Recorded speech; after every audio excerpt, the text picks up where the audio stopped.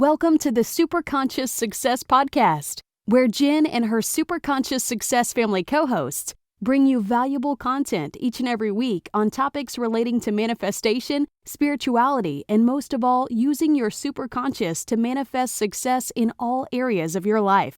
Now on to today's episode. Hey there, Super Conscious Success fam. Welcome to another episode of my co-hosted segment, Peace and Prosperity, with my amazing friend and executive coach, Christopher Salem, who I hope turns up very shortly. Our intention with this segment is to help entrepreneurs and business owners who are all struggling to maintain harmony in their lives, to have successful relationships, health, and of course, wealth. Now, through our 9-anchor transformational process, we will help you to create this harmony by optimizing all 9 anchors. In this segment, we interview executive coaches, intuitive business leaders, and successful business people in an effort to give you insight and tips on how you too may be able to create the harmony in your lives that you're looking for. Now, we are so excited to be chatting to our guest on today's podcast, none other than Noha Essop. Noha is the Conscious Maverick, your Supernova Coach, and your Business Rainmaker. She is an internationally certified NLP trainer and master practitioner, business consultant and coach, clinical hypnotherapist, and a demartini method facilitator. Now, NLP came into her life when her son was recovering from his first brain tumor, and she decided she was no longer satisfied with the business she was running. This is when she changed direction and took the plunge into her coaching practice. Today, she has an established global coaching and training practice serving in over 20 countries. Hey, Noha, how are you going today? I'm good, thank you. How are you, Jennifer? I am amazing, and I'm so glad to finally have you on. We've been trying to organise times that are kind of fitting in with everyone, and we've chatted before, and I've really been looking forward to it because you do some incredible stuff with both adults, business people, teenagers, children, all sorts of different ages. Yes. So I wanted to dig in and talk to you about that. But first, how about you go through your story a little bit as to how you came to be doing what you're doing today? Well, the crux of it was really part of what you introed me in. You know, when my kid got sick at age 4, I'd already been studying with Dr. demartini at the time. I became a demartini method facilitator, but at the time when he got ill, I was still kind of on the sidelines of coaching. And I wasn't quite certain and not very secure or confident to go into it myself. Which is when I found NLP. I had a great interest in it. I then took out 3 months of my life and I did my practitioner's training, my master's training, as well as my trainer's training in both NLP and clinical hypnotherapy. And I immediately started teaching because I loved what NLP did. And I loved how it could be used in almost every facet of healing. But then my journey also just continued, and I became more spiritually aware. I became more consciously aware, and I started changing the delivery of NLP in a more conscious and spiritual way. Okay. And that led me, all the while I was coaching as well. But I was never quite interested in goal setting coaching. I was more interested in soul setting coaching. I wanted to delve deeper into the soul. I wanted people to get to know who they truly are and to unveil and unravel and excavate and just become as radiant as they are meant to be truly. So that led me on coming out to where I am now, which is more of a spiritual guide and teaches to others, be it in business or in life. I, developed a program for kids many years ago, which some other people, facilitators, are training today. And I think one of my ultimate loves at the moment, and has been probably for the last 3 or 4 years, is that I run retreats across the world. Yeah, you do. A lot of them. And yeah, quite a bit. This one will be my 15th one in 4 years. So wow. it's just a beautiful experience for me to Yeah. get to be able to do actual physical healing and be participating with others in physical healing, but also to be teaching at the same time. Yeah. I don't I don't ever want to only coach people. I don't want to be the crux, or the dependence Yeah. on someone. I want them to be independent. I want them to be, to know what they're going to do next and not need to depend on anyone else, and to know their true magnificence. Yeah, exactly. So, Because, we can be the guide and we can be the yes, facilitator and we can help to educate them. But absolutely. really, when it comes down to it, we have to do our own work.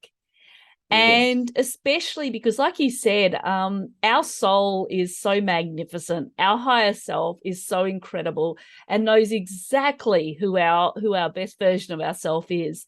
And Absolutely. so the work that you're doing is remarkable with your retreats. And can you let people know a little bit about what you do with your retreats? So every retreat has got a different theme, and Mm-hmm. people often say to me, "Oh, are you going to do that one again?" No, the answer is always no. Yeah.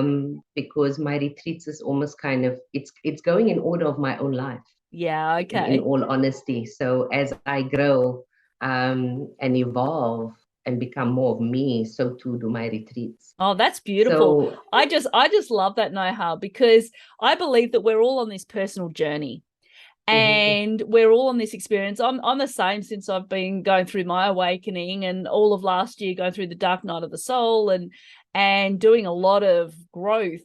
And so when you can really tap into that and you can listen to the guidance that mhm, source is giving you or that your higher self's giving you, and then you take your supporters along the way with you.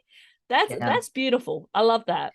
No, it's absolutely everything of what I do. So the crux, Mm, or the kind of underlying messaging in all of my retreats is divine love and divine wisdom. yeah, Um, absolutely. It's all and we have, isn't it, whatever, Noha?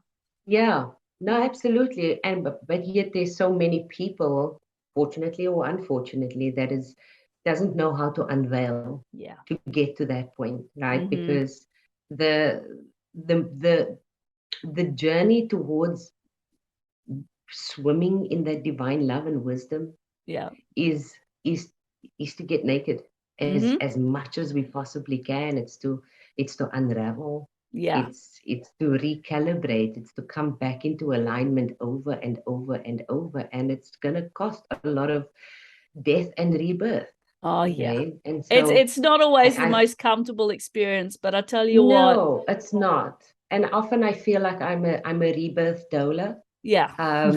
Right, that I that it because it's the bulk of my clients or people who are going through a rebirth, and I just happen to be the person that walks alongside them, Yeah. you know. Um, so I yeah, mean, we and all I we all go through that period where yes, everything, as they call it, if you've ever done tarot reading or anything like that, they call yeah, it the tower. So this yeah, is when the whole world seems to be upside down, yeah, and it's when things are changing and things are starting to unravel, because like you said, we need to get to the crux of who we are, and our absolutely, ego takes over.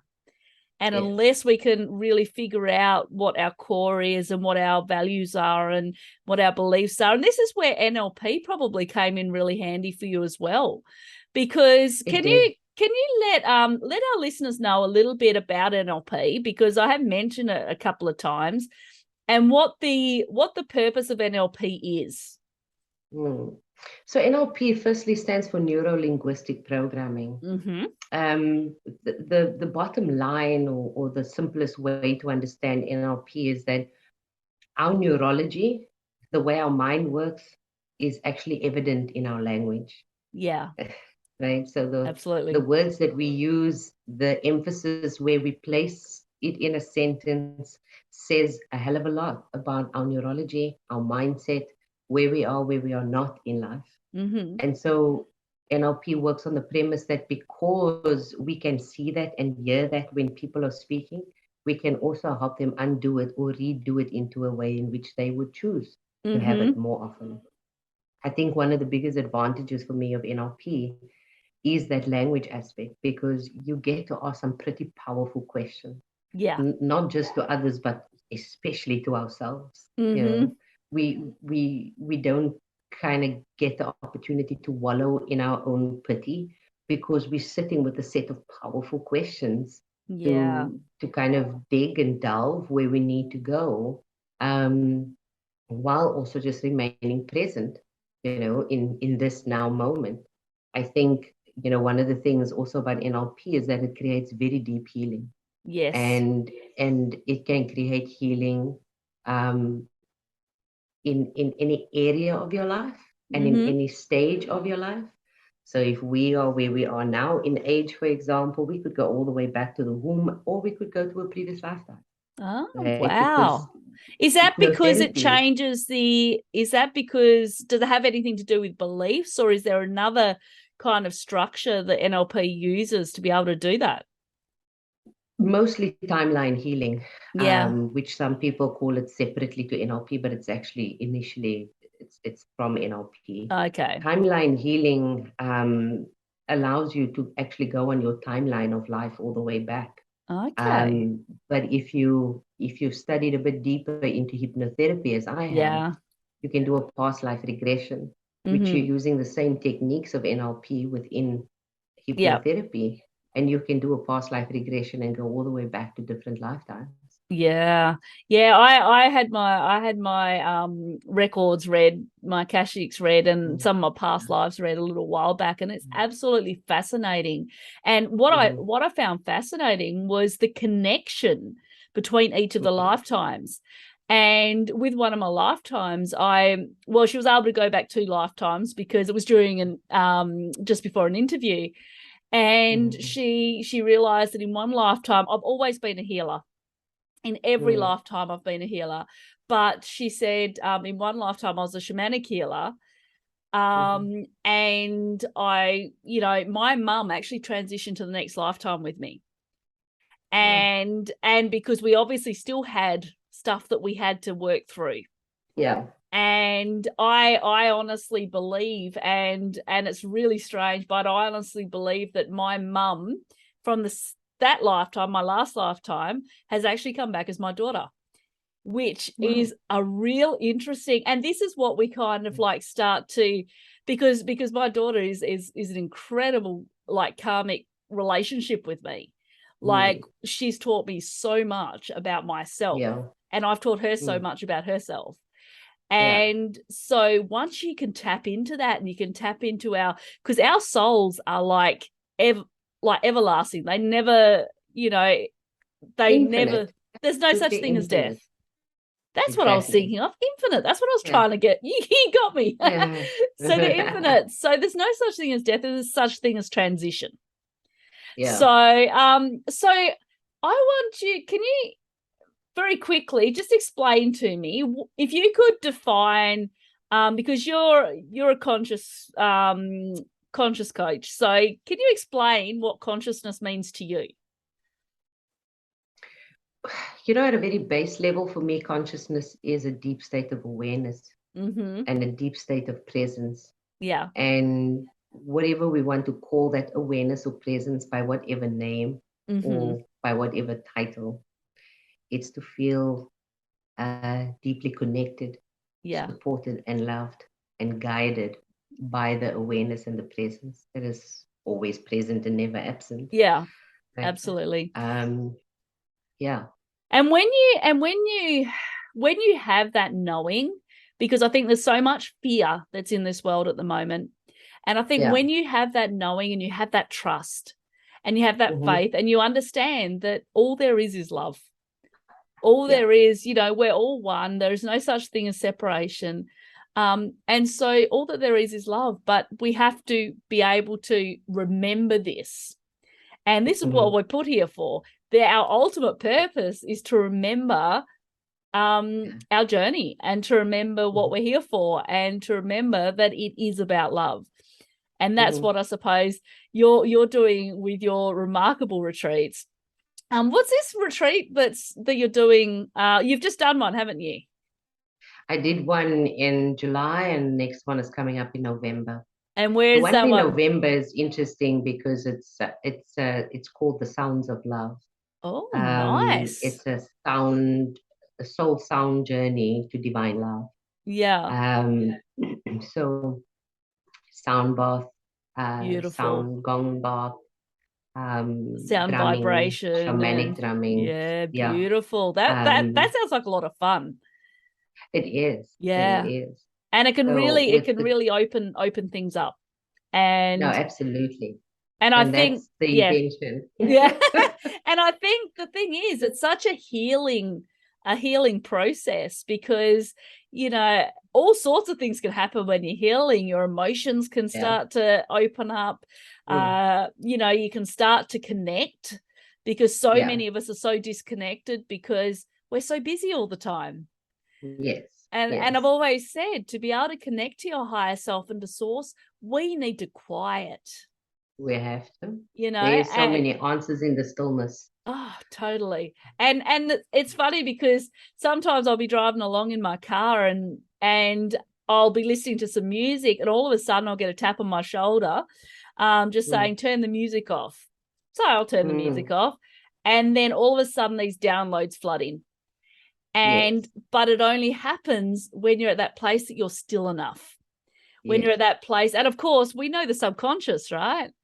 We know how the subconscious works. So with the subconscious, it's pretty much I'm driving. I don't even realize I'm driving because the subconscious is guiding it the whole way. Yeah. So this is obviously Peace and Prosperity is obviously for the entrepreneurs and the business owners. And there is becoming a lot more awareness as to the impact that spirituality has on our businesses. And in fact, within Chris and I have a program coming up called the 9 Anchor Transformational Process. And within that, the first thing that I tackle is spirituality, because I believe that until we can actually connect with that higher part of us, with source, then often we kind of come across a block. And we're constantly forcing ourselves, you know, we have 9-to-5 jobs, or we have jobs that we don't like, and we stay in it, and we force ourselves to go through the, you know, drudgery every single day. Through the motions. I mean, when in fact we could create businesses, and we could create, follow our purpose, if we can connect with the divine, and we can start to get answers. Now, what impact to you does the divine have when it comes to creating businesses, and how can people start to tap into that? So this is, you know, and I think every one of us that is now in a spiritual business has at some point been in a non-spiritual business. And for me, the difference is the one before was ego mind led, and this way around is source led. And the difference on top of those two differences is that the ego mind led is where I'm pushing to make things happen, and words come up like hustling, right? Whereas the source led is where I make things welcome. I create the circumstances to make guidance welcome, and in so doing, I'm moving towards alignment, not hustling. Right? And alignment is that congruency between our higher self, our source self, and the next inspired action. Right? And that's the difference, isn't it? It's inspired action versus forced action. Yes, right. And also, I mean, the interesting part, though, and this is what people, I think, most entrepreneurs and business owners struggle with, is that we've always been taught in the past that there must be a strategy. Now, what's your strategy? What's your plan? And my plan is to listen to my higher self. Right? And it's a day-by-day plan. It doesn't mean that we don't have a vision and there aren't any goals. There are, but the way in which we go about creating those or co-creating those with the universe is we actually step aside and said, I'm waiting for the next step to reveal I'm itself. just the vessel and you work through Yes, me. That's it. exactly. Yeah. Exactly. And so I think when you get to that place, and I mean, it's absolutely remarkable because sometimes with my higher self will say, because I always ask it first thing in the morning, okay, what are we doing today? And then some days it'll be like, okay, you're not doing any work today and you're going to meditate for 3 Rest. hours. Yeah. And if you do that, then that's your higher self saying, look, I've got downloads for you. I've got work that I need to be able to get through you. I have had the situations where I have been told you have to go for a massage today, which of course I like it when the universe starts giving me that. Yeah, that's a guidance. pretty cool idea. And I go for the massage. And as I'm laying on that table, downloads start coming. Yeah. Okay. We must never mistake resting and playing as part of the spiritual journey of being source-led. Yeah. The playing is the childlike self of creativity, and the resting is the time of integration. Yeah. Right? The integration has to happen at rest. It doesn't happen at pushing. No, that's right. And so there will be times that your higher self will say, okay, today this is what you're going to be doing. And other times, like I could do a 12-hour day because I am so inspired and I am so motivated, and the higher self is going. And it's funny, like one day the higher self will be going through me and I'll have like a complete outline of an entire course program done up in an hour. Now, that's not something that can be done if you're doing it through an ego, because we'd be constantly thinking, oh, what are people going to think of me? And oh, is this going to be, how am I going to find the clients? That's a big one, isn't it?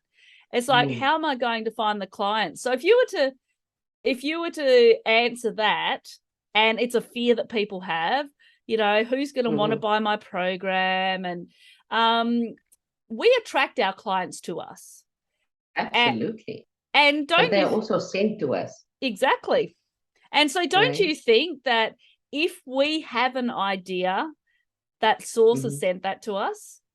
And so there has to be people out there that are going to need it. I have some pretty frank conversations with source. Hey, I was like, hello, you gave this, so bring the people too. Yeah. I don't need to be working hard. It's not my place to convince people. Yeah. This world no longer is calling for people to convince or to cajole or anything like that.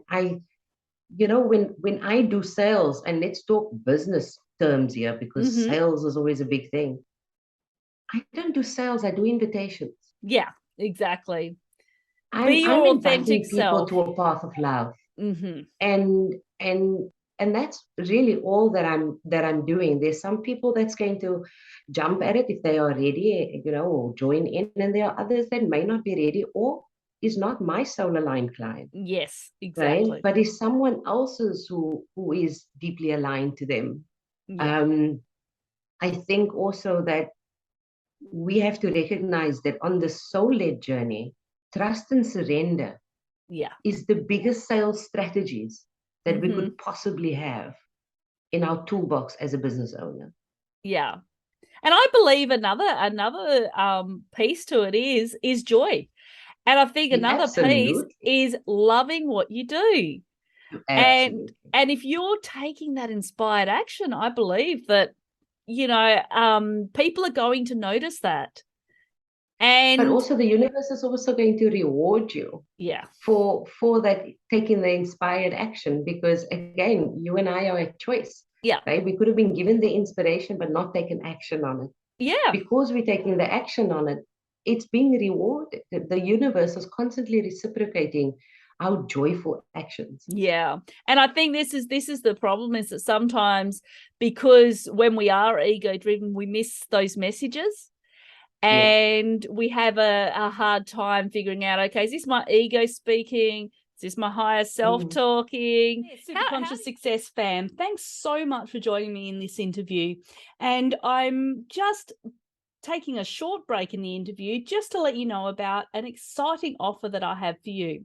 I'm just in the process of building the Super Conscious Success Inner Circle, which is going to be a free membership that you're going to be able to get access to, which is going to eventually, once I've got it all built up, include courses and exclusive content and a whole heap of other stuff that's going to be available for you to help you to expand that consciousness and to come into your power. And it'll include content from all of my different segments, from Super Conscious Success, Your Spiritual Shift, Raising a Conscious Human, and also Peace and Prosperity. And you'll include content from all of that, as well as the Self-Empowered Empath, Higher Self-Mastery, and a whole heap of other different collaborations and projects I have on the go.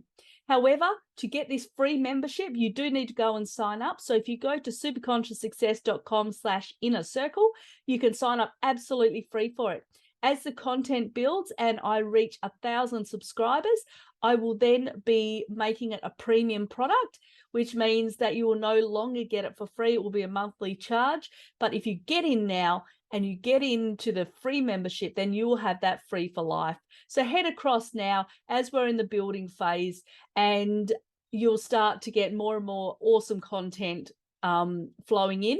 And yeah, so head on over there now, superconscioussuccess.com/inner circle. Now let's head on back. How do you think you can tell the difference between the ego saying, oh, you've got to do this, and the higher self saying, okay, this is what you need to do? So I have a body response. Yeah. I have a hell yes and a hell no response in my body. And so I would ask the question, and depending on where in my body I'm feeling it. So my hell yes, surprisingly enough, is in my sacral chakra. Okay. Right? Because it's first creativity in me. Yep. Right. So my hell yes is always going to be this feeling of expansion in my sacral. Yeah. Whereas the hell no is a contraction that moves up into my body. Oh, right? okay. Yeah. I've calibrated where's my yes and my no. Yeah. But also, when the ego wants to play its part, if I'm doubting something, then it's ego. I know. Yeah. Because my higher mind is never going to doubt something. It's either yes or it's no. Yeah, and if I ever get to that place and I've created something because I thought it was something someone else wanted, and I've done that, we've all done that. It's like, you go and you do all the marketing and you go, okay, well, this is what people are looking for. But if you're not in it and your heart's not in it and you're just doing it because you think there's lots of clients out there for it, then you're doing it from your ego. You're just going, it's, whereas if you're going, oh, I love this. And the thing is, if you can get to a place that you're creating it because you love it, and you don't worry about who's going to turn up, then you've done it from the right place. Absolutely. Absolutely. And I say, the one thing that I always keep in mind is when you do what you love and love what you do, you're never working a day in your life. Oh, absolutely. Right? It's so much fun. You just start to go, oh, I just love to wake up every day and just be able to do what I love. And the moment that stops happening, I pivot. And so tell me, because you've pivoted in your life as well, probably many times. So how important do you think it is to recognize these signs and to pivot when you need to? You know what? Some pivots are going to be big and they're going to be completely different from what you may have done or been before. And other pivots are going to be slight. Yeah. I believe that the soul goes through a slight pivot at least every 3 to 6 months. Yep, absolutely. So there would be a slight nuance that we're changing in the way in which we offer something or what I've just done it now again. Yep. Clearly my 3 to 6 month period. But, for me, it's imperative to recognize when we are becoming complacent. Yeah. At the level at which we are at. Because when we're doing that, we are minimizing the true magnificence that we are. Yeah. Right? Yep. we all get to that point where we say, oh, but it's comfortable here. I'm making enough money. I have enough clients. I know what I'm doing But you're not here. expanding, And are you? but you're not expanding, and you're not stepping towards your true and fullest potential at the next level, Yeah. right? Yeah. This is why we're here. Yeah, exactly. I mean, we're here for expansion. We're here for growth. We're here to learn. We're here to, go through those hard times, that contrast and that adversity. We're here for all of that because Mhm. our soul is here to experience through us. Absolutely. And this is Absolutely. Source's way of experiencing what it wants to experience. Exactly. And who denies source, man? I'm not. No, I'm So definitely not. I'm I'm just saying, rock on, what's next? Where am I Yeah. now? You And know? when you can do that, and it just takes away that fear of, am I doing the right thing? And Mm, instead you're mm. just going, you know what? I trust, and I just leave it to you, Source. And I'm just Exactly. going to listen to this, and I'm going to, if it means I pivot, I pivot. Yeah. And also that thing, the right thing, we all have that question, is this the right thing? Yeah. And what we often don't realize is that when we say we're going to trust, it doesn't mean that we're going to trust that it's going to be the right thing in the way in which it's in our mind. Yeah. It means that we are trusting that it's going to be right for our soul. Yes. That means that it could completely flop, but Yeah. the lesson that we got out of that was what we needed for our soul. Right? Exactly. Because our life is full of lessons. It's a journey. And so Absolutely. sometimes, and we have to fail. Sometimes we do, because otherwise we don't learn the lessons that we're supposed to be learning. And so I One of think the that, most yeah, go. beautiful things that NLP teaches right at the beginning as a prerequisite is the statement that there's no such thing as failure, only feedback. Absolutely. And I love that one. I think Yeah. it's important for us to recognize that, so that we can move outside of that comfort zone that we're stuck in. Because it's like, well, like you said, I'm comfortable being where I am right now. I'm earning enough money, and it's like, but don't you want to grow, and don't you want to have that kind of excitement of something new and something which, when you've done a lot of retreats with lots of different people, all sorts of different people, and you've had programs, like you said at the start, where you actually teach kids to create businesses. And I think Yeah. that's amazing. And how has all that gone, and what has been the feedback on that sort of thing? Because if we can get our young ones, I mean, my daughter, she's 18 and she's got her own business from home. Mm. And she runs her own lash business, teaches them a lot of skills that they need to know. Yeah. But I've Mm. always said, as long as it's something that you love doing. Mm. I wholeheartedly believe that entrepreneurship is a life skill. Yeah. It shouldn't be an add-on in some schooling system. For me, I get great joy in being able to see these kids come up with recognizing, first of all, what are social problems that they see in the world? Yeah. What do they see potentially as lacking? And then saying, how would you fix it? What Yeah. would be your offering in the world? Because again, the way the mind works, you're only going to see problems or something that is missing when it is important to you. Yes. I don't see what's missing in a Microsoft suit, for example. Doesn't, yeah, right? I also don't see what's missing in a grocery store because it's neither here nor there to me. It's not important, but I Yeah. am going to see things in spirituality, in the way people think, the mind, speaking, those type of things. Um, so it's just been beautiful to see how kids take that on, and the unabated and unrestricted ideas that they come up with, right? Absolutely. Because they have no limits. They don't. And that's the thing. Us Yeah. as adults, we, Mm. until we actually learn to expand and grow, we're so restricted because we've got all of Yeah. these previous belief patterns that are holding Mm. us back. You get Yeah. kids and their minds are so wide open. They're like sponges Mm. that are Yeah. just like, anything's possible. That's until they've been programmed differently. Yeah. So I think, and because you start training them from the age of what, 10? 10, yeah. 10 up until about 18, and then there's a different program from 18 to 25. Fantastic. I haven't run that program in a few years since I have other facilitators doing it, but it was a beautiful, beautiful program. I bet. And it was born out of my observation of when I was coaching adults. I realized that this could have been prevented when you were a kid. Yep. Right? If you knew how to see different angles of the things that you were perceiving. Right? If you didn't have an attachment to, but that was wrong, you know.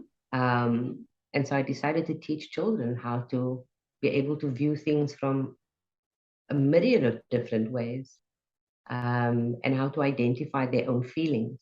Yeah. And to be able to label it and actually say, this is what I'm feeling, and it's okay.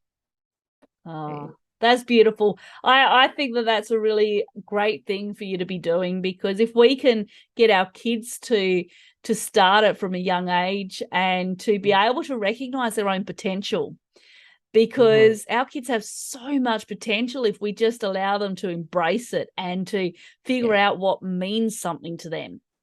Our current school system misses a lot, and we know that.